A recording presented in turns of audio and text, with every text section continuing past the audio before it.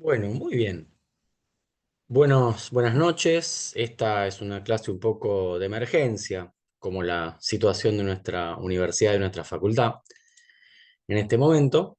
Pero bueno, vamos a dar nuestra clase de todas maneras y vamos a hablar de propiedades electrónicas de sólidos, que es el tema con el que vamos a empezar. Las próximas tres clases nos dedicaremos a entender dónde están los electrones en los sólidos y vamos a tratar de dar algunos modelos para que podamos analizar esta distribución.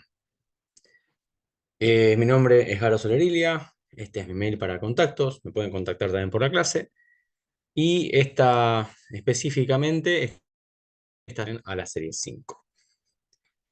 Bien, ¿qué tiene de interesante la química de materiales? La química de materiales en los últimos años, en los últimos 20 o 30 años, ha surgido de una manera rapidísima, ha surgido de una manera contundente, porque básicamente nos soluciona la vida. En nuestros teléfonos celulares, por ejemplo, tenemos un montón de química, desde las baterías hasta los microchips y todo lo que tengan en el medio, como por ejemplo los displays.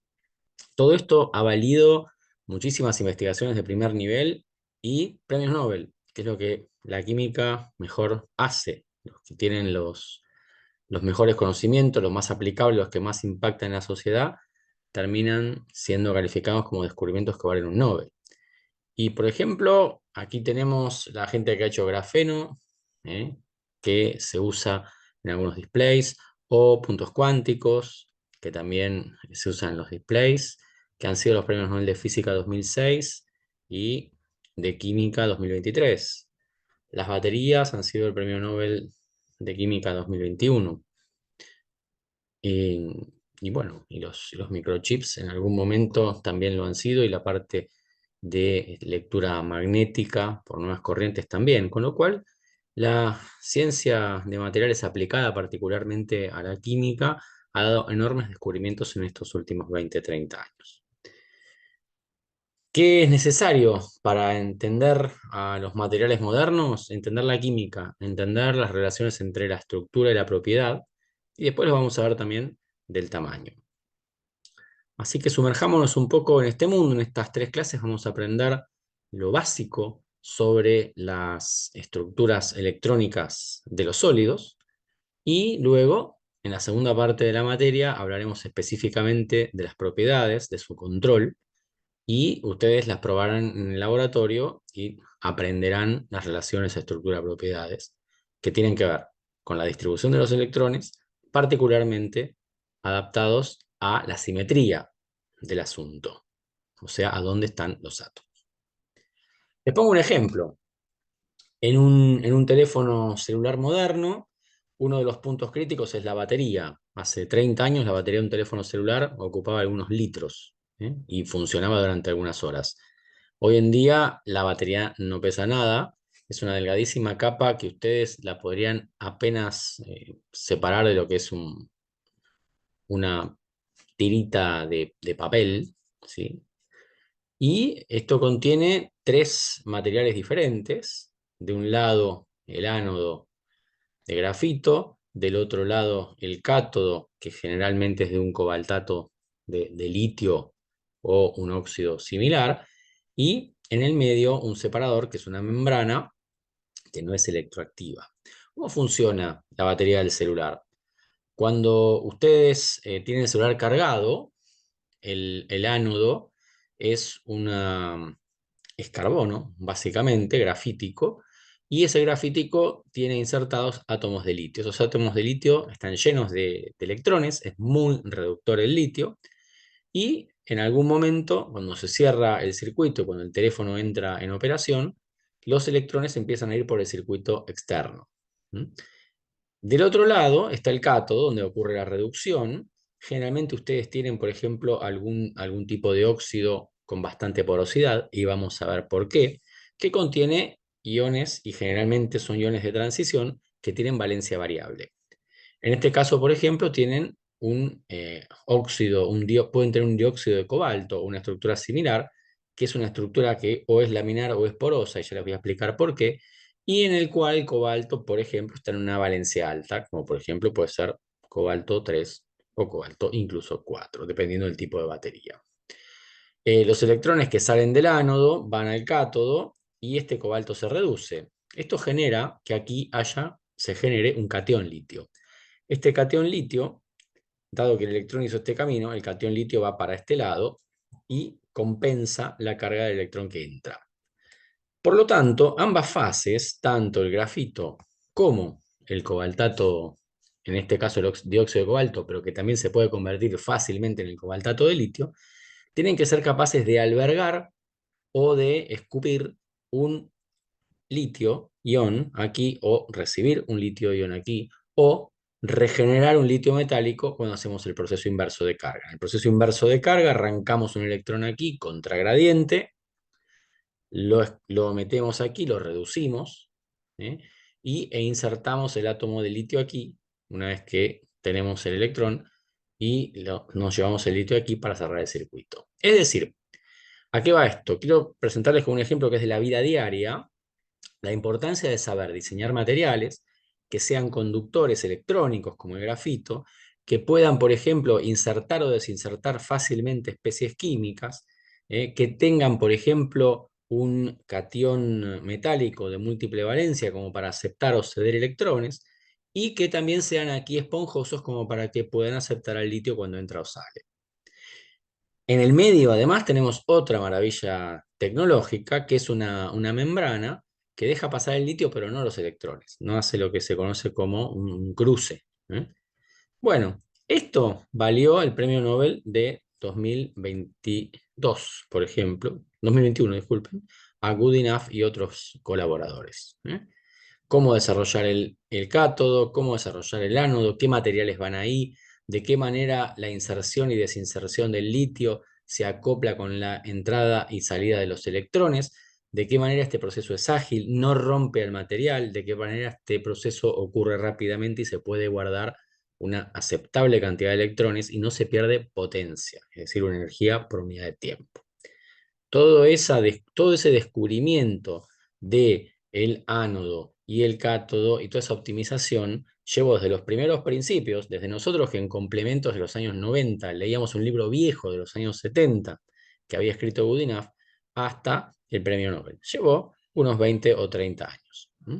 Pero desde la ciencia básica, básica, básica, es lindo leer el libro de Goodenough, hasta la ciencia completamente aplicada de todos los días, transcurrió tiempo y transcurrió, sobre todo, conocimiento. Y eso nos da una imagen de la importancia enorme que tiene la ciencia básica en el desarrollo de las tecnologías actuales. Entonces, ¿qué buscamos en la química de materiales? Buscamos esencialmente hacer química, es decir, entender qué es lo que pasa con las estructuras químicas, con los enlaces químicos, cuando nosotros hacemos alguna otra operación y usamos a un sólido como un material. ¿Cuál es la diferencia entre el sólido y el material? La intención. Un sólido es un sólido inorgánico, trabajaremos con eso, pero constantemente daremos pistas de cómo esos sólidos se convierten en materiales porque tienen un uso determinado. Así que, así como en la química molecular entendemos a las moléculas y a las propiedades de las moléculas basados en entender sus estados electrónicos, de repente sus conectividades y sus morfologías, sus estructuras, su estereoquímica, acá hacemos lo mismo. Solo que acá nuestros sistemas son extendidos. Y fíjense que algunos de los conceptos que aprendimos en la primera parte de esta materia, como por ejemplo, ¿qué es la estructura? ¿Cómo la podría medir? ¿Cómo la podría determinar? ¿Qué determina el entorno de cada átomo? ¿Cómo sé si esto está oxidado o reducido? ¿Conozco alguna técnica para verlo? Ustedes esas preguntas se las pueden hacer y ya las pueden empezar a contestar a partir de lo que aprendieron en la primera parte de este curso.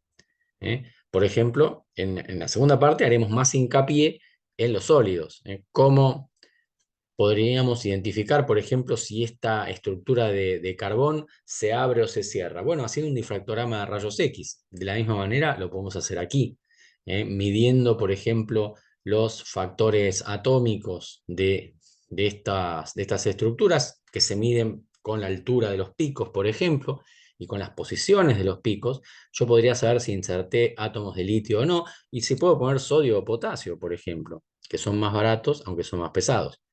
Entonces, puedo trabajar muchísimo con las estructuras, puedo entender cómo juego con las uniones químicas y puedo saber dónde van los electrones. Y eso es química.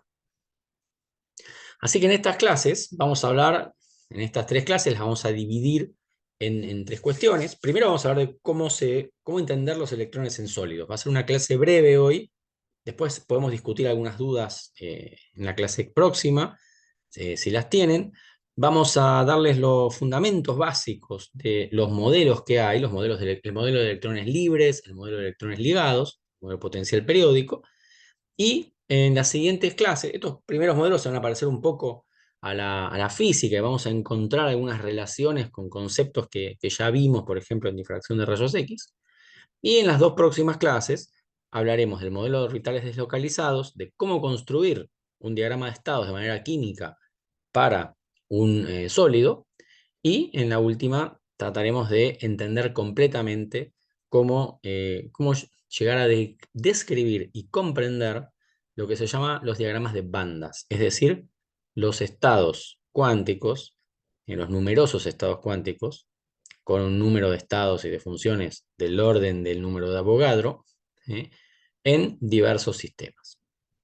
Al final de estas 3 clases vamos a poder entender de qué manera se organizan los electrones en un sólido, conociendo la simetría local, que es lo que aprendimos en la primera parte de la materia. Eso es todo el camino a recorrer que hemos visto desde las primeras clases en las que aprendíamos teoría de grupos, donde aprendíamos cómo poner los electrones, donde aprendíamos qué era de la simetría, de qué manera la simetría afectaba a la distribución electrónica y cómo entenderlo rápidamente, de cómo armar esos sistemas electrónicos. Bueno, ahora vamos a armar sistemas electrónicos colectivos. Lo que ustedes van a ver, lo que nosotros les vamos a mostrar y lo que tiene que quedar después de estas clases, es que simplemente si uno conoce la estructura local, puede proyectar esa estructura local electrónica a una estructura a gran escala, a escala de un sólido, que simplemente es poner muchos átomos con cierta periodicidad y con cierta periodicidad de entorno que se van a convertir en algo que sea útil y bien describible. Así que bueno, concentrémonos en esta primera clase, que es electrones en sólidos. La bibliografía básica que vamos a usar son los textos de West, Smart y Moore y Rolf Hoffman. Estos 2 textos son textos básicos que después vamos a usar en propiedades, de alguna manera los vamos a hacer subir. Y los textos de Smart y Moore, quizás sea un poquito más reducido, este está más vinculado, es un poquito más tradicional, un poco más viejo, este es un poquito más moderno, pero son bastante conceptuales. Y el texto de Rolf Hoffman es un texto bastante más antiguo. Rolf Hoffman también es premio Nobel, ustedes lo conocerán de las reglas de Woodward-Hoffman, en donde se comenzaron a entender cuáles son los efectos locales electrónicos en los intermediarios en reacciones químicas. Y bueno, ahí están. Hoffman tiene esa habilidad de trabajar de manera muy fácil y muy intuitiva con electrones y con funciones electrónicas, y lo extiende también a sólidos de una manera muy química, por lo cual nos gusta mucho. Para quien quiera entrar más en la cocina de la cuántica, está el libro de Sutton, que está muy bien, que es el libro de estructura electrónica de materiales. Sacaremos algunos conceptos de allí, que están bastante buenos, sobre todo lo que concierne al cálculo, que no vamos a hacerlo, vamos a hacer todo a mano, pero están las maneras de hacerlo allí. Y para el que quiera una visión más física, está el libro de Hummel. El libro de Feldman es un libro de química de materiales, que es un libro también más general, basado en sistemas, no tanto en propiedades. Pero bueno, es un libro interesante también para ver. Bien, ¿qué habíamos aprendido en la primera parte de la clase? Esto ya ustedes lo tienen que conocer bien. Esto es un centro metálico rodeado por ligandos, y ustedes ya saben hacer todas las operaciones de simetría que conciernen a, por ejemplo, un centro octaédrico, sus ligandos, las particiones de los orbitales, de los 5 orbitales D, el orbital S y los 3 orbitales P siguientes, por ejemplo, para generar los estados locales, las funciones locales, y cómo arreglarse la simetría de los vecinos para hacer los estados correspondientes de los ligandos, y cómo estos estados de los ligandos luego se pueden acoplar o pueden solaparse con los estados del átomo central. Bien, ¿qué aprendimos de esto? Aprendimos de esto que a partir de conocimientos locales y de simetría puntual, podemos localizar a los estados. Y una vez que terminamos de localizar a los estados y podemos calcularlos o podemos calcularlos con los dedos, nuestro primer problema es calcular dónde están los estados y de dónde vienen. Y el segundo problema es dónde están los electrones. Y el tercer problema es, por ejemplo, bueno, ¿qué posibilidad de transición tengo yo si meto energía? Extrapolen esto a un sólido y el problema va a ser similar. Vamos a tratar de ver en un conjunto de n átomos con n número de Avogadro si hay alguna periodicidad, si esta periodicidad implica algo que pase con estos orbitales, y lo que va a pasar es que estos orbitales se van a transformar en bandas.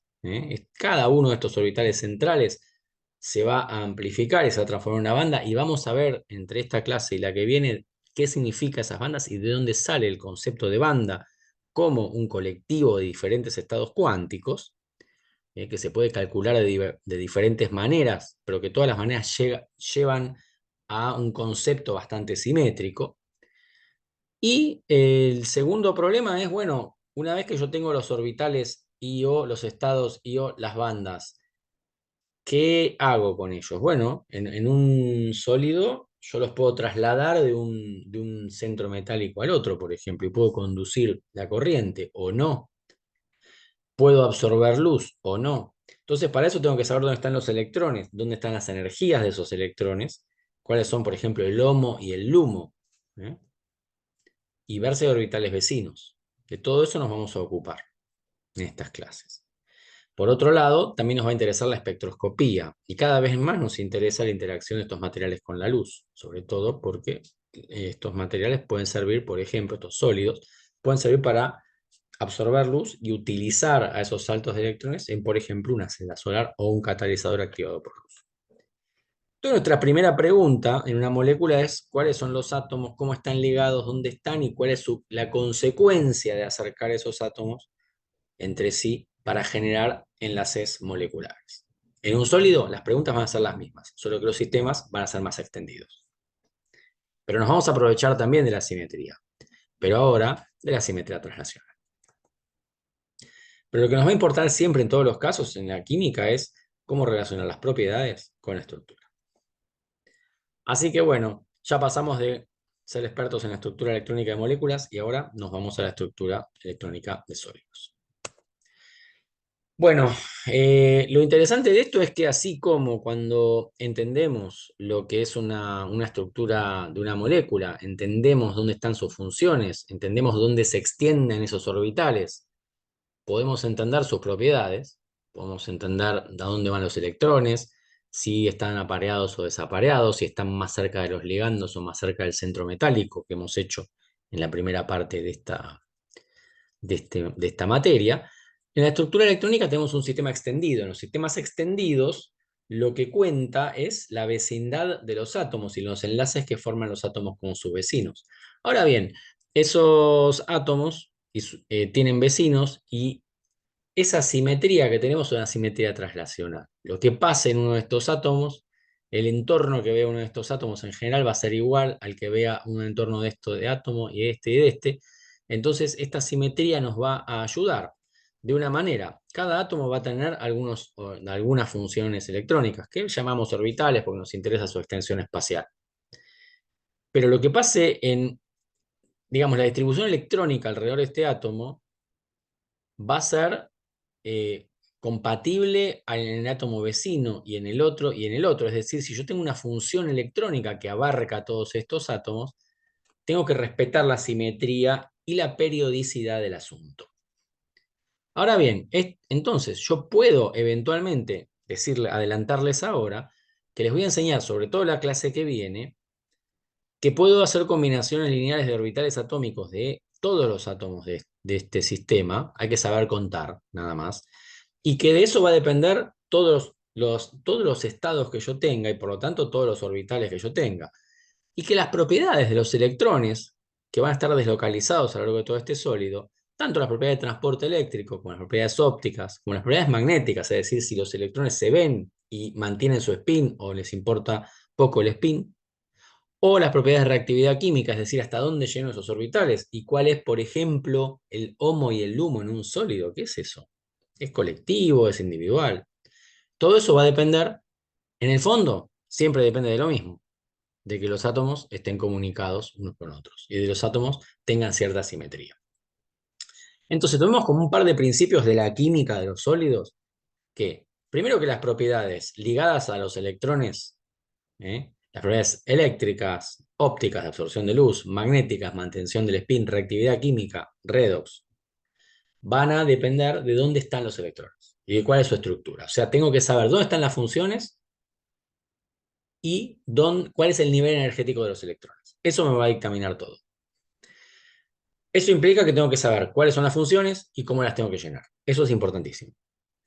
Segundo punto, los electrones van a estar deslocalizados a lo largo del sólido, es decir, tengo un sistema extendido de n átomos con n igual al número de Avogadro, y ese sistema extendido lo que va a ser el corazón, digamos, de la deslocalización de los electrones. Así como cuando teníamos una molécula con dos átomos, el electrón estaba deslocalizado en un enlace, o donde teníamos un benceno en el cual teníamos una cierta aromaticidad entre los orbitales p.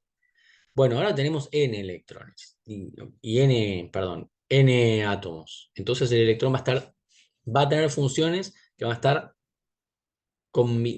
a resultar de la combinación de esos n orbitales. Por lo tanto, va a estar deslocalizado en todo el material. Entonces, eso es importante. El otro punto es que, por supuesto, dónde están los átomos, con quién se comunican y cuáles son sus vecinos, va a ser muy importante en la distribución electrónica, porque en el fondo estos son enlaces químicos.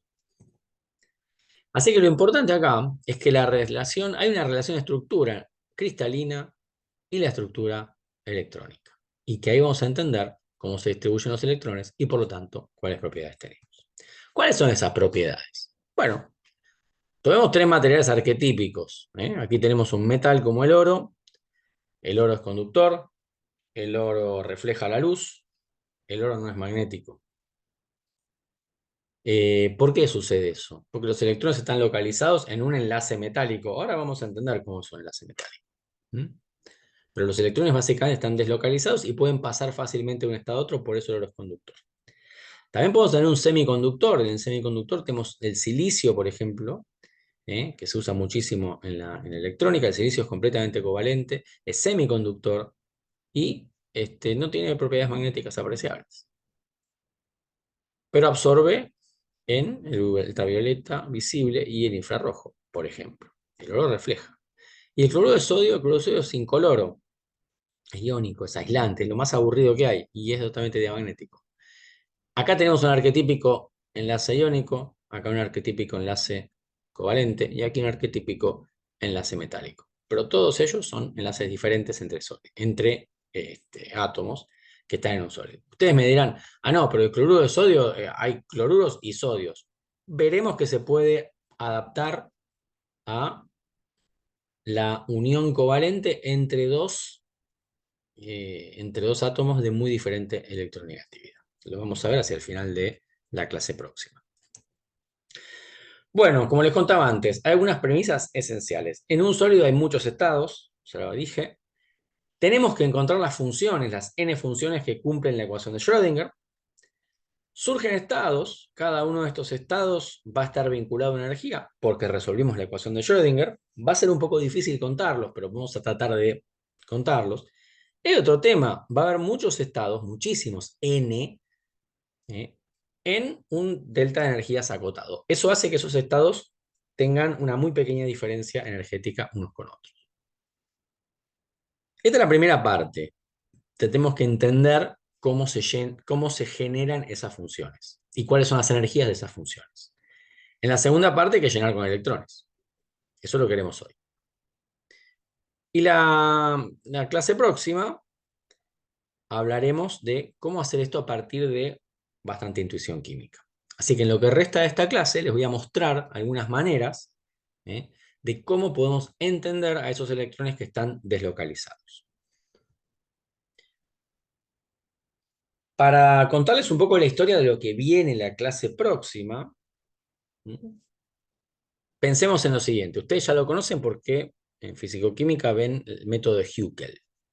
El método de Huckel, ustedes, por ejemplo, toman el etileno y toman los orbitales p, y estos orbitales p, dos orbitales p paraditos, acá, verticales, pz, digamos, generan por combinación, por suma y por resta, generan dos orbitales pi, un orbital pi ligante, un orbital pi antiligante.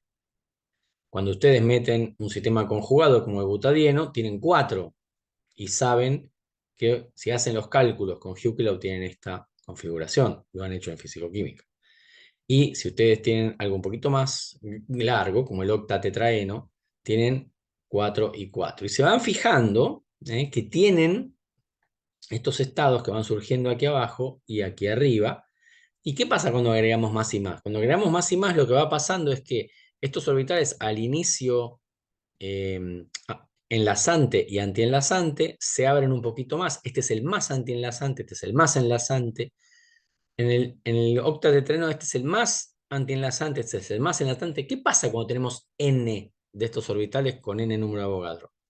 Cuando tenemos n, en el poliacetileno, otro premio Nobel, y vamos a tener un estado muy ligante, un estado, perdón, muy antiligante, un estado muy ligante. En el medio, quizá estos que están acá formen esta pila de estados, del más ligante de todos a uno más o menos ligante. Estos estados de acá arriba, probablemente por sumas y restas, también lleguen a esto. Y esto que tenemos acá, esto que se conoce como una banda, es en realidad un colectivo de estados apilados uno arriba del otro. Estos estados son discretos, no es un continuo, pero es importante. Es importante verlo. Estos estados continuos son los que nosotros vamos a denominar bandas, estos colectivos de estados. Uno puede ver esto como el solapamiento extendido de muchos orbitales. Es un sistema colectivo de estados, muy cercanos a energía. ¿Cómo llenamos los estados electrónicos? Bueno, en este caso tenemos dos orbitales p, un electrón cada uno, entonces llenamos la mitad de estos, llenamos esta función, o este orbital si queremos, con electrones, se te queda vacío, y así siguiendo.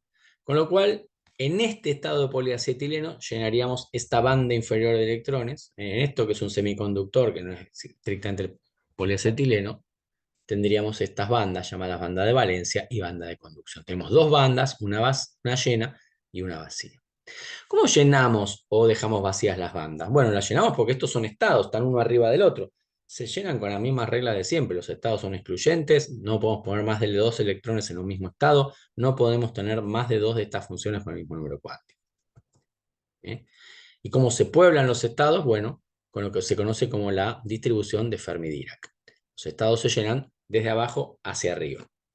Si esto es la población del estado, si esta es la energía, a 0 Kelvin yo tengo todos estos estados de estas energías ocupados. Llegamos acá, a lo que se conoce como un nivel, vamos a llamarlo nivel de Fermi, es el nivel donde nosotros tenemos los últimos electrones, y a partir de acá, a 0 Kelvin, ya no tenemos nada. Cuando nosotros aumentamos la temperatura, esto es todo denso, esto es todo montones de estados, y a 0 Kelvin, todo esto está poblado con un electrón por estado, si fueran electrónicos, pero el estado está lleno hasta acá, y a partir de acá todo cae como una función escalón. Cuando yo voy aumentando la temperatura, esta es la distribución de Fermi-Dirac, que es la que me dice los electrones son lo que se conoce como fermiones, son partículas que no pueden tener, cuyos estados no pueden solaparse, sino que tienen que apilarse. A medida que yo aumento levemente la energía, bueno, esta distribución me va dando la probabilidad de que estos niveles quedan ocupados y a medida que yo voy aumentando la temperatura, vamos despoblando estados más bajos y los electrones van pasando a estados más altos. Esto pasa en un metal, por ejemplo. A 0 Kelvin el metal vean esto como el eje de la energía. Los estados van de menos energéticos a más energéticos, y esto es el nivel en donde los electrones están poblando estos estados. Véanlo como un vaso de agua. Las moléculas de agua equivalen a electrones apilados ahí arriba. ¿Sí? Bueno, cuando le doy temperatura, aquí los electrones empiezan a moverse hacia arriba, tienen cierta energía, van despoblando estados de abajo. Bueno, acá hay un pequeño link a un GeoGebra que armé sencillo, como para que ustedes puedan ver a distintas temperaturas cuánto vale esta función. Es divertido de ver, simplemente es graficar esto. Aquí lo vemos en energías. Definimos el nivel de Fermi como el nivel energético de mayor valor ocupado. En realidad el nivel de Fermi, si ustedes se lo ponen a pensar, es el potencial electroquímico.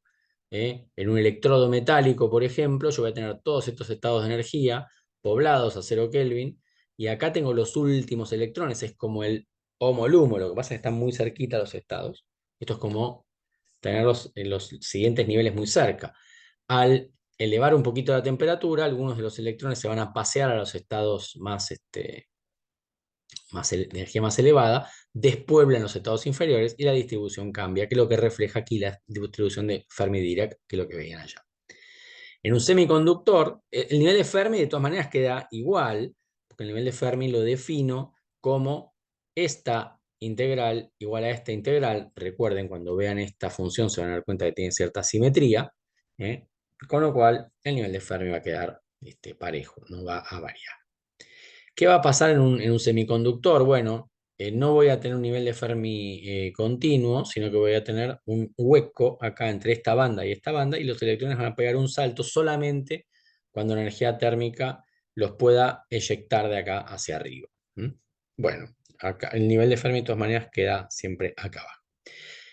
Miren esto, y esto puede ser los estados de un electrodo. Un electrodo puede entonces ceder electrones, dependiendo si una molécula está por debajo o por arriba del nivel de Fermi, esta molécula puede cederle electrones al electrodo o tomar electrones de un electrodo. Esto es una reacción química. Entonces el nivel de Fermi en el fondo, ¿qué es? Es un potencial químico. Es un potencial químico o un potencial electroquímico, dado que también los electrones se van moviendo, se mueven de una fase a la otra, con un cierto potencial. Lo vamos a ver cuando veamos las propiedades eléctricas de los materiales. Y cuando veamos las propiedades tecnológicas. Y de absorción de luz. Un semiconductor, por ejemplo, un electrón puede ser promocionado por temperatura, pero también puede ser promocionado por absorber un cuanto de luz que lo ayude a saltar este espacio. Ahora lo vamos a ver con más detenimiento. Vamos un poquito de vocabulario. Tenemos los metales. En los metales típicamente vamos a tener estas bandas semillenas con electrones. El nivel de Fermi va a equivaler al HOMO, Highest Occupied Molecular Orbital, y los electrones van a tener disponibles enseguida en energías muy cercanas, estados accesibles. O sea que a temperatura ambiente esto va a estar excitado, los electrones van a poder estar alrededor del nivel de Fermi, y si uno aplica un pequeño potencial, lo que va a hacer es estabilizar algunos estados y desestabilizar otros. Los electrones van a moverse de uno al otro lado, y eso es una conducción.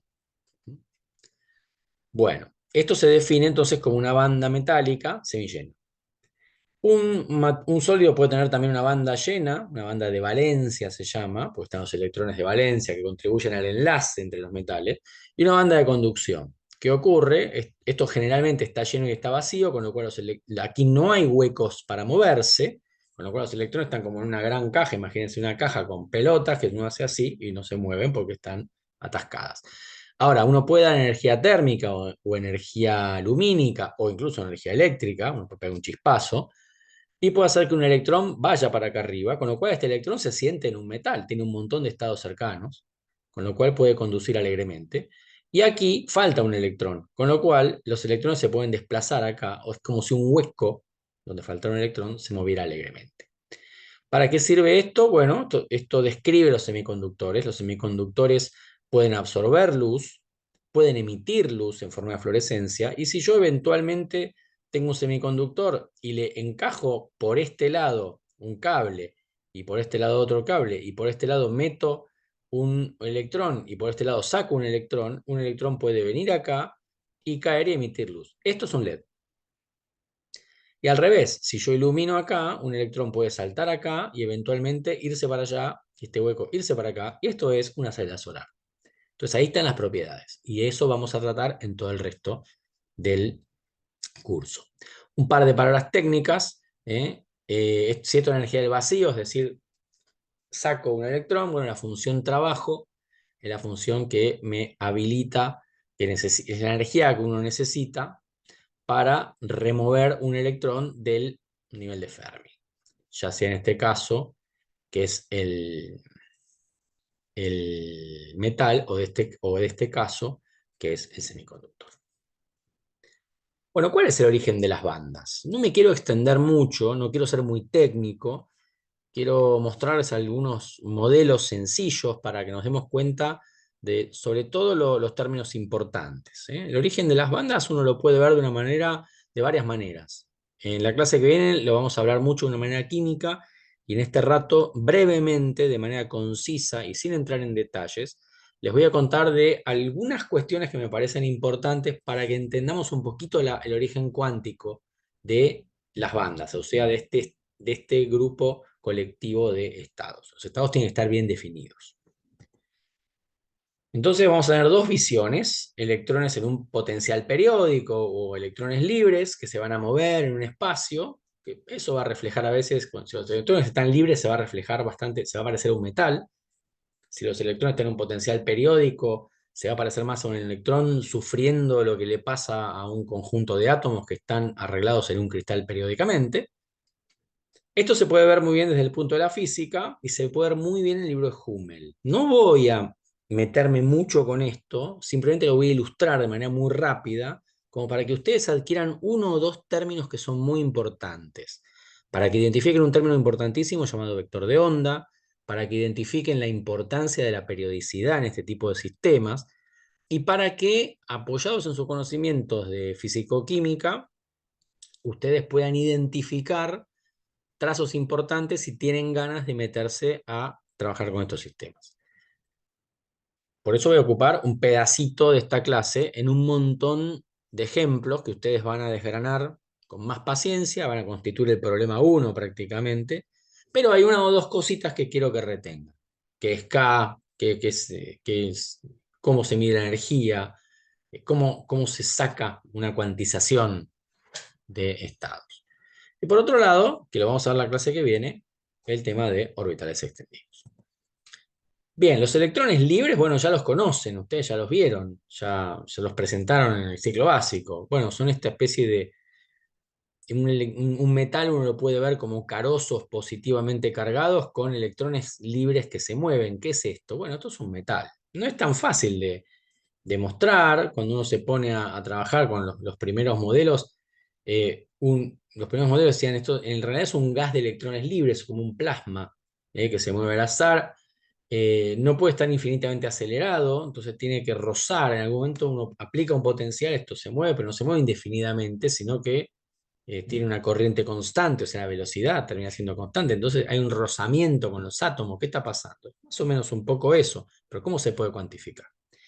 Bueno, veamos qué tan libres son los electrones libres y veamos cómo se puede describir este tipo de sistemas. En fisicoquímica probablemente hayan hecho esta descripción porque es sencilla. La ecuación de Schrödinger para un electrón libre es relativamente sencilla. Tenemos un término cinético que ustedes conocen, es la segunda derivada de la función de onda, multiplicada por lo que siempre metemos al hamiltoniano, que es normalizar por la masa, es usar el momento al cuadrado y dividir por la masa para que nos quede un término energético. Y acá algún potencial. Pero esta es la ecuación de Schrödinger completa de cualquier sistema, basta con saber cuál es la cinética, siempre bastante aburrida, y el potencial, bueno, nos arreglamos con el potencial que vaya, pero acá hay un potencial que vale 0 porque el electrón está libre. Después tenemos, como siempre, la noción de densidad de probabilidad y de integrabilidad de la probabilidad, y el autovalor lo vemos como los valores energéticos que cumplen con esta ecuación. ¿Qué pasa en este sistema? En este sistema tenemos el electrón libre, un gas de electrones, el potencial vale 0, entonces la ecuación de Schrödinger es de este tipo, y ustedes probablemente lo hayan demostrado en fisicoquímica, la solución a esto es una onda plana, ¿sí? Coseno más y seno, eh, o sea, lo podemos escribir de esta manera, ¿sí? Es igual a un factor normalizador que se saca de esta ecuación para la probabilidad, la integración en todo el espacio, y esto nos va a dar unos senos y cosenos, para que sea integrable y para que sea fácil de manejar. Y ahora llamamos la atención sobre cuáles son los valores, autovalores de energía. Autovalores de energía, tenemos que armar esta ecuación, y básicamente lo que uno obtiene de acá es lo siguiente. La solución al sistema de gas de electrones es una onda plana, y esta onda plana está descrita por K. Y este K es el recíproco de la longitud de onda. Es el vector de onda, que describe para dónde va la onda y es perpendicular a la dirección de... es perpendicular a los planos de los máximos de la onda. Y sigue la dirección de propagación de la onda, es el vector propagador de la onda. Fenómeno. ¿A qué les hace acordar? K igual a 2pi sobre lambda. Piénsenlo. Al mismo tiempo, K está relacionado con el momento, porque cuando ustedes deriven la función de onda, K baja y queda K por la función, o sea que les va a quedar algo similar al momento. Cuando ustedes tomen la energía y resuelvan este sistema, les va a quedar que la energía va como K cuadrado. Es H barra cuadrado sobre 2m, ¿sí? Por K cuadrado, porque es una segunda derivada de esto, reemplazan acá y sacan esto como la energía, que es lo que acompaña a la función. ¿Sí? Coseno, menos el seno, coseno con un menos. Entonces, déjenme decirles dos cosas. En este sistema tenemos lo siguiente. Podemos definir cualquier solución para cualquier gas de electrones como cualquier onda plana con cualquier valor de vector de onda. Hay un continuo de energías, no hay ninguna cuantización. El electrón libre puede tener la longitud de onda que le parezca. Está libre, no está sujeto a ningún potencial, no está sujeto a ninguna restricción. Y en este caso, la energía va como K cuadrado. Está bien.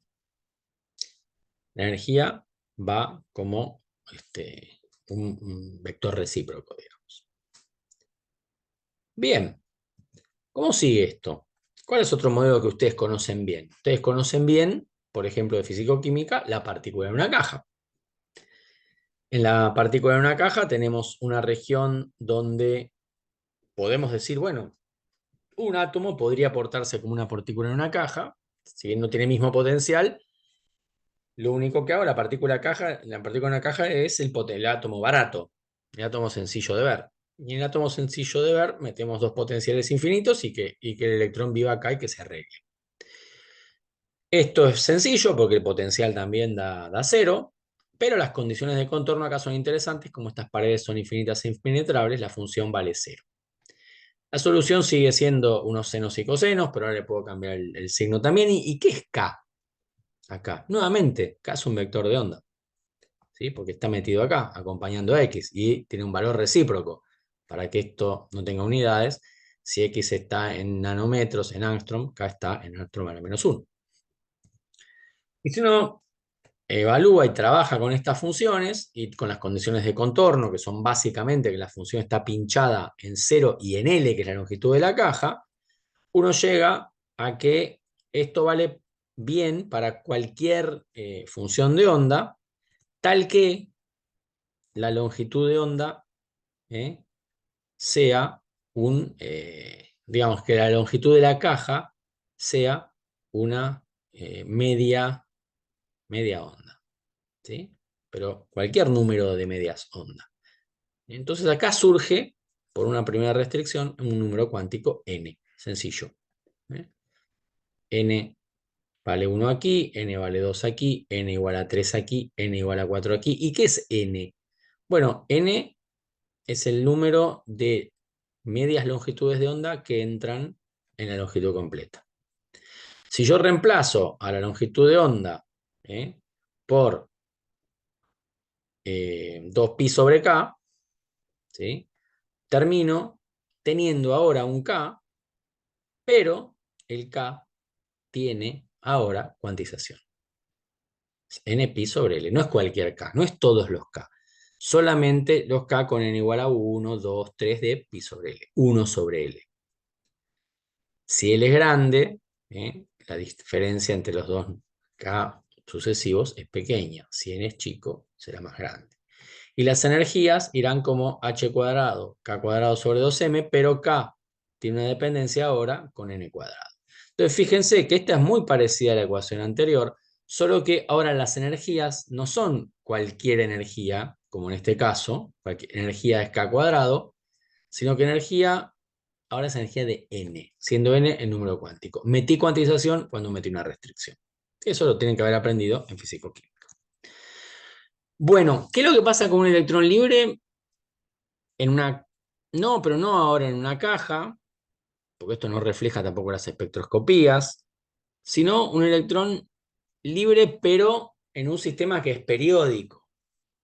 Bueno, en un sistema que es periódico, un electrón libre puede estar en cualquier lugar de esta caja, pero esta caja, digamos, esto ocupa un espacio infinito. Y este espacio infinito implica que una caja de longitudes arbitrarias, Lx, Ly, Lz, la función en un punto tiene que valer lo mismo que la función en un punto trasladado. Porque esto puede ser una red, o puede ser una red de redes, no importa, puede ser una periodicidad arbitraria. Entonces la función tiene que ser igual en en todas las longitudes. Entonces, bueno, uno puede hacer la solución en 3D y ¿cuál es ahora la restricción? La restricción es que la función debe respetar la periodicidad del espacio directo.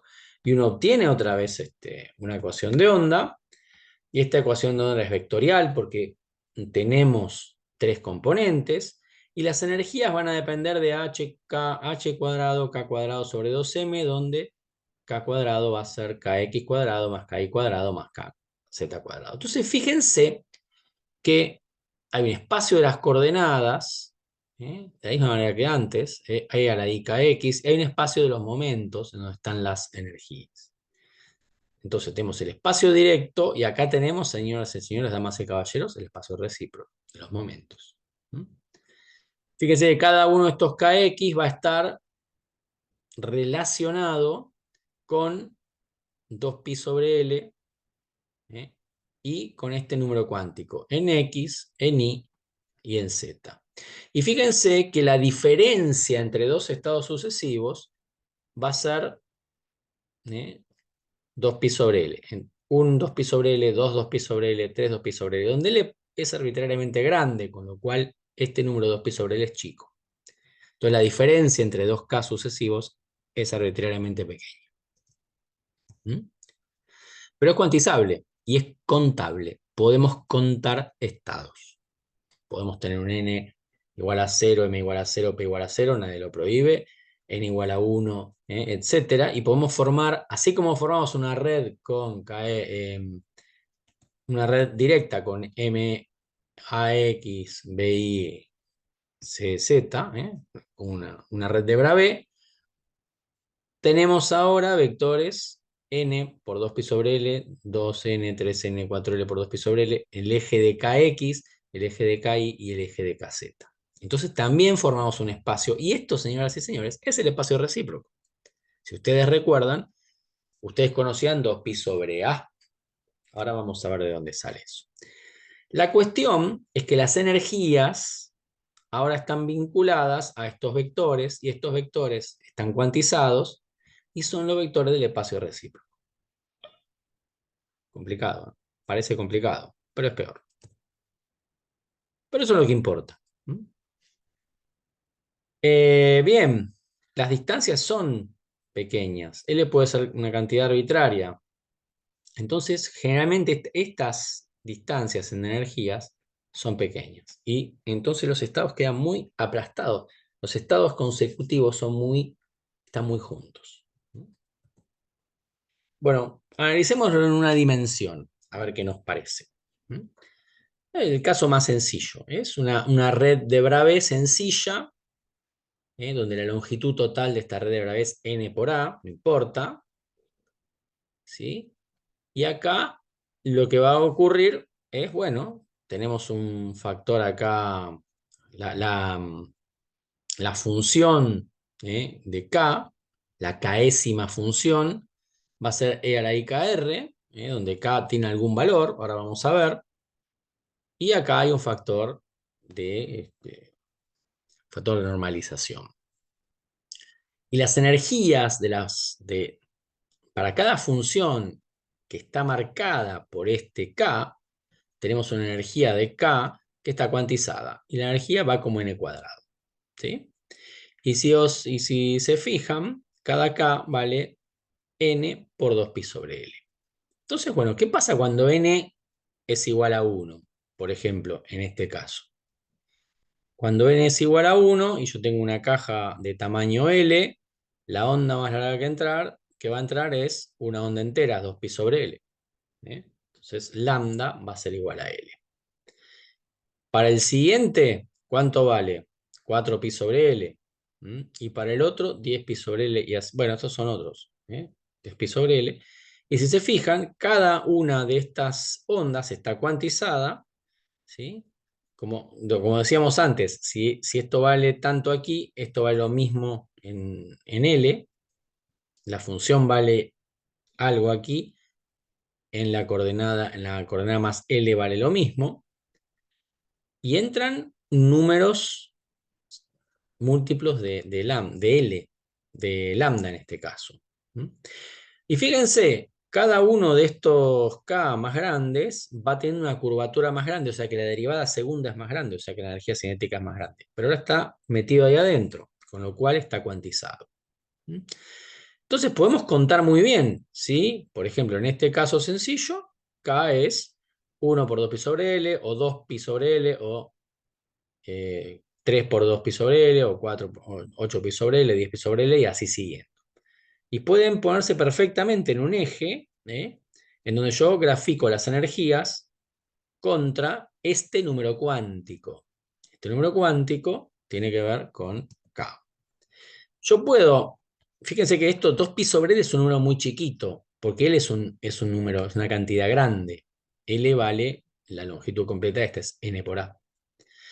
¿Cuántas funciones yo voy a tener para acá y para acá? N. Y fíjense que esto puede llegar tranquilamente hasta que esto vale, hasta que este n chiquitito vale n grande. Entonces, este k, el valor de este k, que se llama estado, estos son los estados. Cada uno de estos es un estado válido. Cada uno de estos es un estado electrónico que tiene una cierta energía. Fíjense que yo puedo contar todos estos estados cuánticos, y estos estados cuánticos tienen sus energías. En el fondo, lo que estoy haciendo es contar funciones. Cuando cuento funciones y energías, podría ser también orbitales, si tuviera ganas, si tuviera idea cómo es la distribución de cada una de estas funciones. Si lo fuera. Pero son electrones que están libres, pero en un espacio acotado. Bueno, ¿qué aprendimos acá? Aprendimos que podemos tener un diagrama de dispersión, se llama diagrama de dispersión, en el cual yo puedo tener la energía de cada uno de los autoestados que calculé. Estas son las funciones y estos son los autoestados de energía. Bueno, y esto me da una parábola. ¿Cómo describo bien esta parábola? Puedo escribir como quiero. Yo puedo ir hasta pi sobre a, 2pi sobre a, 4pi sobre a. Entonces, ¿qué pasa? En el fondo, nosotros conocíamos que teníamos una red recíproca, 0, pi sobre a, 2pi sobre a. Y ahora lo que tenemos es todos los estados que están en el medio. Cuando n vale n grande, k vale 2pi sobre a, por ejemplo. Vale esto. Pero yo puedo moverme y hacer desde menos pi sobre a pi sobre a algo que me genera todos los estados también, n estados. N sobre 2 para acá y n sobre 2 para acá, estoy describiendo bien esto. O sea que yo acá en un punto del espacio recíproco tengo n puntos, en un punto del espacio recíproco cuando tenía el cristal, ¿se acuerdan esto? Yo tengo n posibles puntos aquí, n sobre 2 de este lado y n sobre 2 de este otro lado, que me describen todas las energías, desde la mínima energía hasta esta máxima energía. Después puedo seguir. Pero fíjense que en cada punto del espacio recíproco yo puedo tener una textura finita donde cada uno de estos puntos me representa la energía de un autoestado. Bueno, a mí siempre me gusta citar al Aleph. Si ustedes leyeron el Aleph de Borges, es ese punto pequeño donde uno puede observar todo el universo. Y habla mucho del espacio recíproco. Hay una frase de Hamlet muy linda que cita Borges, que es: Dios mío, podría estar prisionero en una cáscara de nuez, que todavía así me contaría eso como un reino, sería como un rey del espacio infinito. Y lo que pasa es medio eso, ¿no? Acá tenemos n estados. Fíjense que n estados de energía tenemos. Están descriptos, bien descriptos por la cuántica. Bien, estos estados se pueden contar, lo vamos a ir viendo y trabajando en la práctica, pero por ejemplo, acá se pueden contar. Si yo tengo una energía que llega hasta aquí, yo sé que estos estados están metidos acá adentro y puedo contar los estados de energía. ¿eh? Para verlo mejor, por ahí convendría, recuerdan que la energía iba como k cuadrado, o sea, en un espacio bidimensional va como un círculo y en un espacio tridimensional va como una esfera, la energía máxima. ¿eh? Y simplemente lo que uno hace, así como en rayos X, uno lo que hacía era hacer las construcciones para encontrar los puntos, las construcciones del agua. Uno puede agarrar y decir, bueno, mi valor máximo de energía va a tener que ver con este K máximo, ¿eh? Y va a describir esta circunferencia y los puntos que queden acá adentro van a ser los puntos que van a estar ocupados por los electrones. Y después, si yo conozco cuánto vale, esto es una red recíproca, y este cuadradito me trae un punto único, entonces yo sé que el volumen de un punto es este. Si yo sé el área de este círculo y yo divido por el área de un estado, o sea, estos 4 puntos compartidos por 4 celdas, yo sé cuántos puntos tengo acá adentro. Al saber cuántos puntos tengo adentro, sé cuántos estados tengo acá adentro. Entonces puedo saber lo que se conoce como cuántos estados ocupados tengo. Cuando conozco cuántos estados ocupados tengo, también puedo saber cuál es mi densidad de estados, es decir, en una diferencia tal de energías, cuántos estados caben ahí adentro, cuántos estados caben, por ejemplo, en una cáscara, en un estado esférico, o aquí en una corona. Bueno, yo cuento el número de estados que quedan acá adentro, y para mayores energías, o sea, para mayores radios, voy a tener un número distinto en pequeñas cáscaras del mismo espesor. Y ahí puedo hacer lo que se conoce como la densidad de estados. La densidad de estados es la integración del número de estados. Lo vamos a trabajar la clase que viene para que lo vean con un ejemplo más pictórico. Esto es demasiado físico, pero básicamente la densidad de estados lo que me dice es: usted tiene una red recíproca, tiene los estados, los puede contar, y puede saber que en una cascarita, entre la energía que usted tome arbitraria y un pequeño diferencial, va a haber una cáscara que va a tener un número de estados ahí. Ese número de estados va a depender de la energía y vamos a tener una distribución de estados, ¿sí? Como una estadística de cuántos estados hay de diversas energías. Por otro lado, esta parábola es una parábola que es periódica, ¿sí? En el fondo. Y que eso ocurra significa que estos son ecuaciones que son solubles aquí en cero, pero también en 2pi sobre a, en 4pi sobre a, ¿sí? Cuando esto vale 0, cuando k vale 0, o cuando k vale 2pi sobre a, o 4pi sobre a, o 6pi sobre a, la parábola da el número de estados adecuados. Bueno, fíjense que yo ahora puedo cortar entre 2pi sobre a y menos 2pi sobre a, y en realidad cualquier estado que exceda pi sobre a o 2pi sobre a, si yo quiero representar a estos estados de esta rama, en realidad los puedo representar por estados que están en esta rama, pero corridos, por ejemplo, en menos 2pi sobre a en este caso.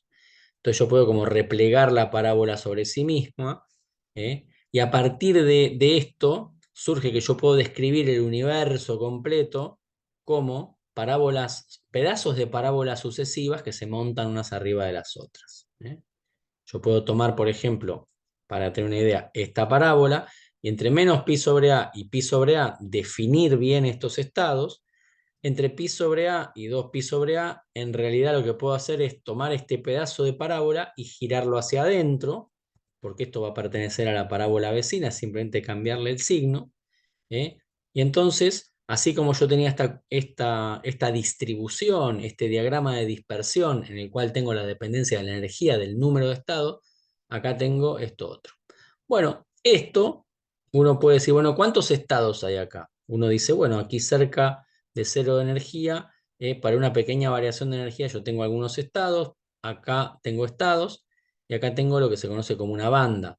Acá arriba tengo otra banda, en el medio por ahí estas bandas se tocan o no, dependiendo de qué es lo que pasa acá en los bordes. Si esto se toca perfectamente en los bordes, todas las bandas estas se superponen. Pero lo que importa es que yo voy generando distintas bandas. Y la banda es, como decíamos, un colectivo de estados. Son todos estos estados, y esto se grafica de esta manera. De una manera, lo que se conoce como diagrama de cajas. Esto me está diciendo que esto es una colección de estados uno arriba del otro, que es más o menos densa en estado. No es muy densa, pero sí, porque cada delta K es n, es 2pi sobre L grande, con L grande, un número grande, con lo cual 2pi sobre L es un número chico. Entonces la diferencia entre energías es pequeña. Entonces, ¿qué pasa? Esto es una banda, esto que está arriba es otra banda, y así siguiendo son las distintas bandas que se van apilando unas arriba de otras. ¿Qué me dicen estas bandas? Que los electrones tienen distintas energías. Estas son las energías más bajas, estas más altas, estas más altas. Bien, esta zona, la zona más cercana al punto K igual a cero, la primera banda, estos estados que quedan delimitados acá, se llama primera zona de Brillouin. Brillouin fue el que postuló que los estados más cercanos a K igual a cero son esta primera zona de Brillouin. Los próximos estados de energía que vienen de esta banda, que sería lo mismo que la prolongación de esta parábola, son la segunda zona de Brillouin. Y esto es la tercera zona de Brillouin. Estas son las diferentes bandas sucesivas que se apoyan una sobre otra. Siempre en el modelo de electrones libres o semilibres. Estas zonas de Brillouin, que acá las vemos apiladas, corresponden a la primer arco, al segundo y al tercero, que están apiladas. Acá, bueno, hay cierta interacción entre estos puntos, un poquito más difícil, se provocan gaps, pero estas son las zonas de Brillouin. ¿Qué me dicen estas zonas de Brillouin? Bueno, en este caso la primera zona de Brillouin son los puntos de energía más cercanos a estos puntos que son ni más ni menos que los primeros del espacio recíproco. O sea que la zona de Brillouin es la celda de Wigner-Seitz del espacio recíproco. Piénsenlo. Pero no nos metamos en fisicadas. Vamos a ir cerrando esta parte para que podamos ir redondeando. ¿Qué es lo importante? Lo importante acá es que hay un espacio recíproco, que ese espacio recíproco nosotros habíamos aprendido estos puntos, que eran los puntos cristalográficos. En el medio hay un montón de estados. Estos estados son de mucho interés porque me vinculan la energía a K, que es en el fondo un número cuántico. En 2D se puede hacer lo mismo, así como había una parábola para estos electrones libres, pero en un estado periódico, en una red cuadrada y un paraboloide, se pueden doblar las orejas para adentro. Como es más difícil ver una parábola, no es tan sencillo hacer un diagrama de dispersión. ¿Para qué sirven los diagramas de dispersión? Porque los diagramas de dispersión son ni más ni menos que los diagramas de orbitales de un sólido. Esto es la vinculación de la energía con los números cuánticos. Para un átomo era lo mismo. 1s, 2s, 2p son las colecciones de números cuánticos. Esto es lo mismo, solo que los números cuánticos son más, como son n, uno tiene que ser más aburrido. No puede poner nombre 1s, 2p. No, uno le pone nombre así tipo las naves espaciales. N 2pi sobre L, 2N 2pi sobre 1 por 2pi sobre L, 2 2pi sobre L y así siguiendo. Pero uno puede contar todos los estados cuánticos. En dos dimensiones, ¿qué hace? Uno mete otro eje y ¿qué pasa? No es tan sencillo hacer este diagrama de dispersión, tiene uno un paraboloide, entonces ¿qué hace uno? Dice, bueno, mira, este paraboloide tiene cierta simetría. Yo me puedo pinchar acá en el centro, moverme desde el centro, que lo voy a llamar gamma, ¿eh? Es un punto de acá, lo voy a mover hasta el borde, voy a ver que esto sube como una parábola, este gamma sube hasta el punto X, por ejemplo. Después voy a moverme hacia una esquina de esto, hacia el punto R. Bueno, este punto X hacia el R se mueve de este lado porque tiene otra, este parabolete tiene otra curvatura hacia acá. Después del punto R vuelvo al punto gamma. Entonces voy gamma, borde, vértice, gamma de vuelta. Que este es el paraboloide de abajo. El que se dobló arriba tiene esta otra pinta y yo ya tengo acá, fíjense, la primera zona de Brillouin, que está en azul, y la segunda zona de Brillouin. Cuando uno hace la integración, bueno, ¿cuántos estados hay en las energías? Uno ve, por ejemplo, aquí esta curva azul representa la primera zona de Brillouin. Entonces uno dice, bueno, cuáles estados viven acá adentro? Y bueno, todos los que están de esta energía igual a cero hasta acá arriba. Entonces, esta banda ocupa esto. Y esta banda, ¿qué ocupa? Esto. Perfecto. Y la banda de arriba, y bueno, sale de acá arriba, o de acá arriba mejor, y llega hasta acá abajo. Entonces, esta banda ocupa acá. Estas dos cajas, entonces, están superpuestas. Si estas dos cajas, uno llena electrones, uno empieza a llenar electrones acá en la banda azul clarito, después llena las dos bandas, y después llenará solamente la banda violeta. Y bueno, los electrones en algún momento van a quedar. Y veremos qué dan. ¿Sí? Nuevamente, ¿cuál es la zona de Brillouin? Bueno, la zona de Brillouin es la celda de Wigner-Seitz del espacio recíproco. Este espacio recíproco para una fase cúbica es un cubito más chiquito. En 3D se complica mucho más, les dejo la inquietud. Esto está muy bien en los libros de física, en el Ashcroft, si quieren lo pueden ver. Estas son algunas un poco más complicadas, ¿sí? De 3 dimensiones, por ejemplo, pero el concepto es el mismo. Así como había un paraboloide, ahora es un poco más difícil. Hay otros puntos, el punto gamma que está en el centro, que es el de mínima energía, generalmente para electrones libres. Los electrones libres prefieren vivir acá adentro, con menos energía, porque tienen la mayor cantidad de vecinos alrededor. Después uno se puede ir hacia un borde, se puede ir hacia otra cara, y uno despliega estos diagramas de dispersión, uno los despliega. ¿Para qué cuernos sirven los diagramas de dispersión? Los diagramas de dispersión son muy interesantes, no solamente porque muestran la dependencia de la energía con el número cuántico, sino también porque nos muestran, dentro de todo, dentro de las bandas, nos muestran cómo están ubicados los estados. Y cuando por ahí en la conducción electrónica no nos sirve mucho porque a uno le interesa saber qué bandas surgen de estos lugares, pero sí nos va a interesar mucho en espectroscopía, porque la regla de selección para una absorción es que delta K sea cero. Y este es el eje K, es el eje de los momentos. Entonces, por ejemplo, una transición va a ser vertical, ¿eh? Esto va a absorber luz y va a llegar aquí, a alguna de estas bandas. Pero bueno, tiempo al tiempo, porque de eso hablaremos en la parte de ópticas. Por último, y ya no los torturo mucho más, voy a tratar de hacer lo más sencillo posible con este sistema. Uno puede ver al electrón libre, como lo vimos, y el electrón libre nos da esta serie de parábolas, esta serie de parábolas nos da una serie de bandas, y si ustedes se fijan, la banda azul, ¿dónde va a estar? Y por acá en energía. La banda amarilla, ¿por dónde va a estar? En energía. Y entre acá y acá, más o menos. La banda verde, acá. Entonces, todo esto da bandas superpuestas.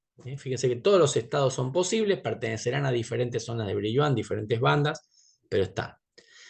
¿Qué pasa cuando los electrones no están libres completamente? Los electrones ven como un empedrado, es decir, ven los átomos. ¿Cuál es la manera más fácil de ver un átomo? Bueno, veamos un átomo con una partícula en una caja, pero una caja de paredes finitas, y acá hay otro vecino, y esto es un potencial periódico. Y este potencial periódico implica que hay una barrera con cierto ancho, que vamos a llamar B, y con cierta altura, que vamos a llamar potencial B0.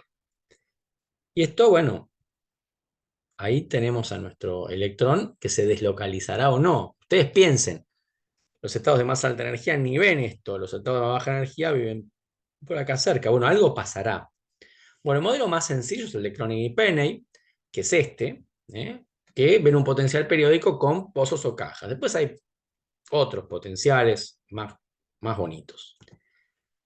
Básicamente lo que pasa es que escribimos la ecuación de Schrödinger, ¿sí? En uno vale esto y en dos vale esto, en las dos zonas diferentes. Acá el potencial no es infinito, sino que es esto. Y para solucionar esto, este potencial es periódico en A, esta distancia es A, esta pequeña distancia es B. Para resolver estas dos ecuaciones diferenciales con esta diferencia, lo que surge, y esto está en el libro de Hummel para el que le interese, surgen dos, así como surgía en algún momento para la partícula en una caja, para resolver la partícula en una caja, alfa que se vinculaba con la energía, acá surgen alfa y gamma por las dos zonas, y a partir de acá estos coeficientes dice, bueno, de alguna manera hay que arreglar esto, hay una relación entre alfa y gamma, como ustedes pueden ver acá, entre alfa cuadrado y gamma cuadrado. La resolución no es tan trivial, está en el libro de Hummel, y la solución es una ecuación de Bloch. La ecuación de Bloch, una función de Bloch, ¿qué es? Es una función que nuevamente va a depender de k. K es el que acompaña a E, que va a ser una especie de vector de onda, multiplicado por una función u de k, y u va a ser este tipo de función. Este tipo de función va a cumplir la periodicidad, que quiere decir que la función en un punto cualquiera va a ser la función en un punto cualquiera más, en este caso, a, que es el parámetro de la red directa. Y está bien, la función va a tener cierta periodicidad, y en este punto debería ser indistinguible por traslación de simetría, entonces la función va a tener la misma periodicidad que el arreglo de átomos. Entonces, la función, cualquier función, va a ser una funcioncita por este contador que tenemos aquí. Bien, ¿qué pinta tienen estas cosas? Cuando uno se pone a resolver esto, encuentra funciones de cuantización. La función de cuantización que queda es esta. Cuando uno termina resolviendo esto, y esta ecuación termina con un término P por unos senos y cosenos. Acá uno identifica a nuestro vector de onda siempre, KA, y acá a la energía, lo que es la energía, alfa A. Recuerden, alfa cuadrado iba como energía, la energía va como la raíz de alfa. Perdón, la raíz de la energía va como alfa. O sea, acá hay unos términos de seno y coseno de energía, raíz de energía por A, y acá está el término del vector de onda. Ahora fíjense, esta es la condición de cuantización. ¿Qué significa esta condición de cuantización? Parece bastante complicada.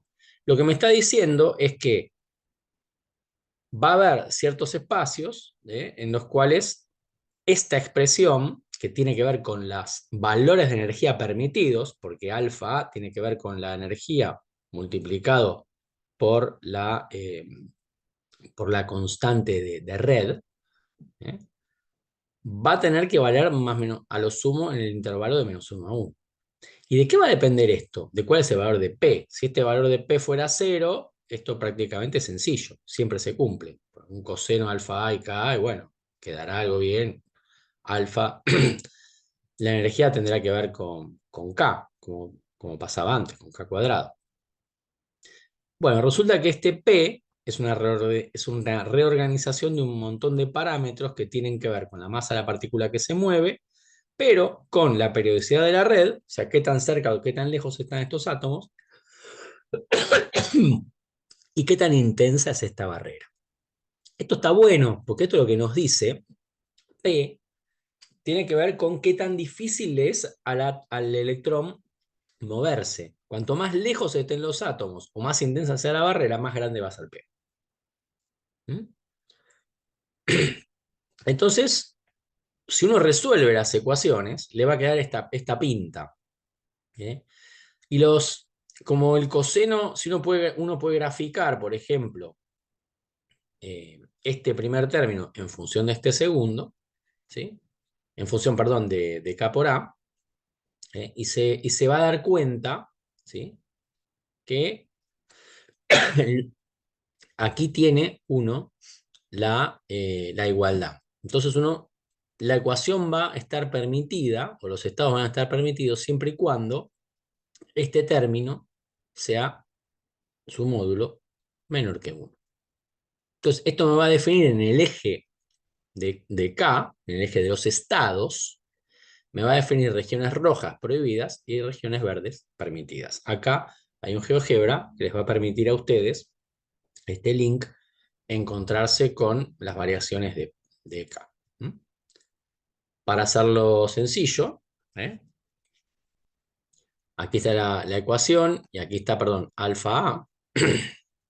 Esto tiene que ver con las energías permitidas, perdón, no K sino alfa, disculpen. Y acá para tres valores distintos. Para un P muy chiquito, 0,05, prácticamente todas las energías están permitidas. Para un P de 3,1, por ejemplo, todas estas energías van a estar prohibidas.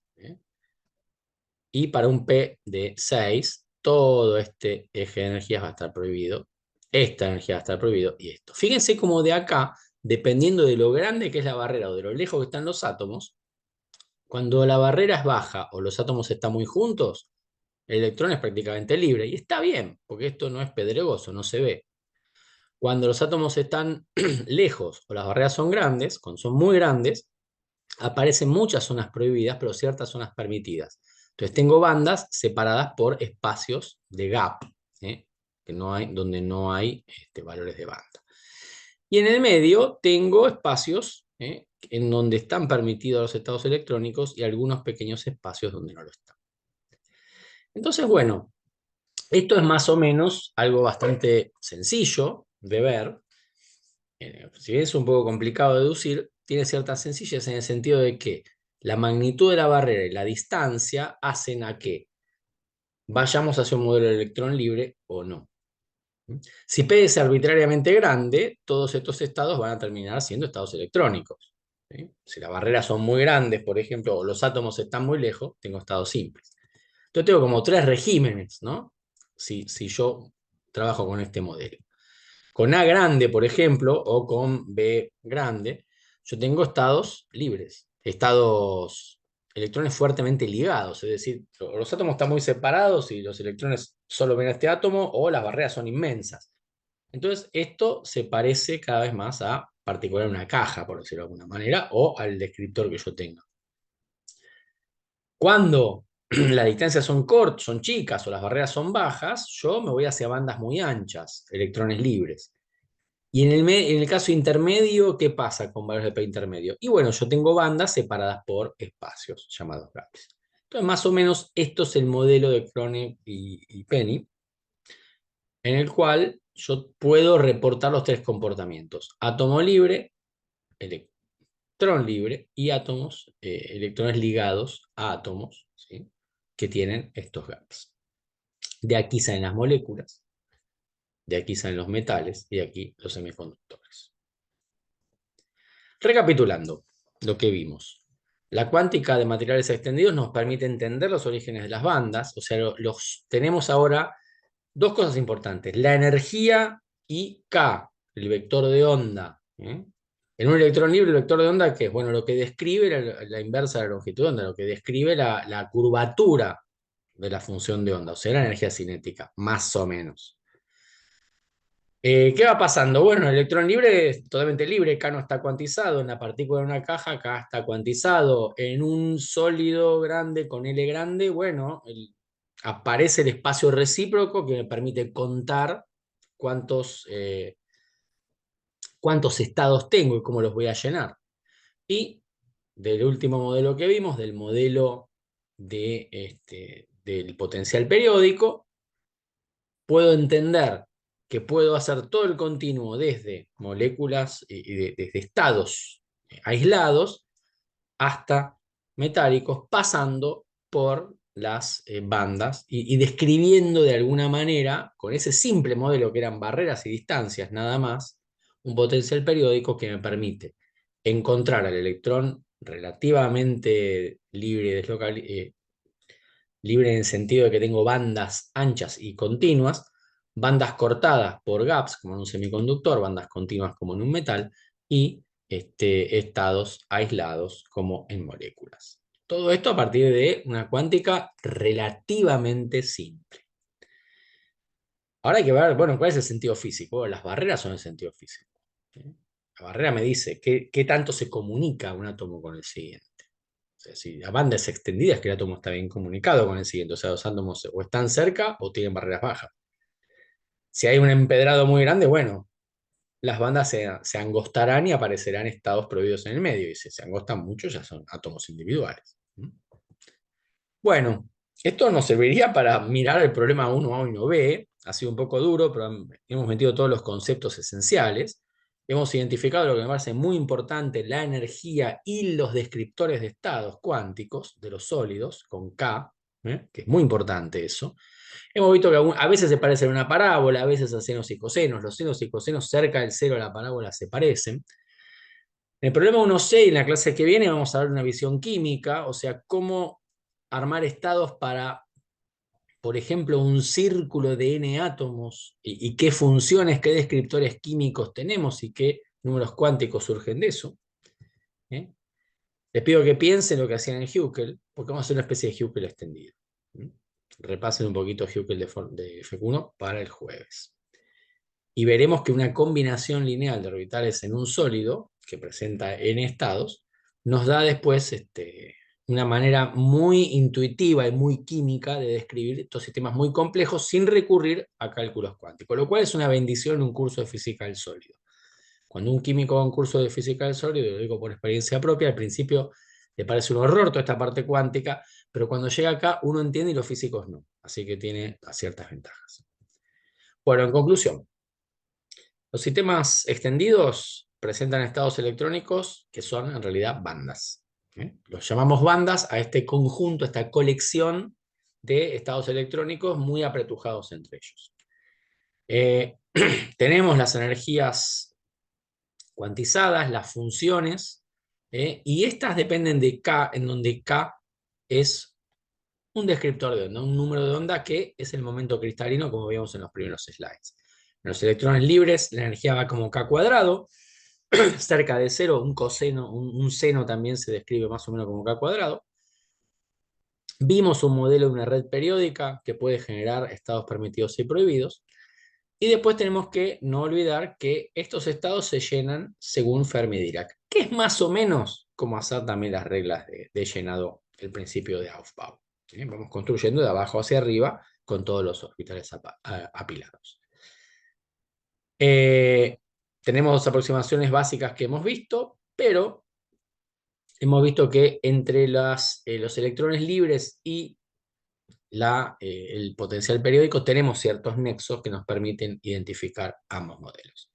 La clase próxima vamos a ver cómo meter un poco de química en esto. Pero lo importante es que ustedes retengan la relación de dispersión entre energía y el número de onda, tanto en un electrón libre como en temas un poco más complicados. Bueno, les agradezco mucho su atención y quedamos a disposición para consultas y problemas. No tenemos grandes problemas en esta primera clase, pero vamos a ir trabajando mucho más los problemas cuando hablemos de la parte química. Pero aquí están los conceptos esenciales, insisto. Muchas gracias.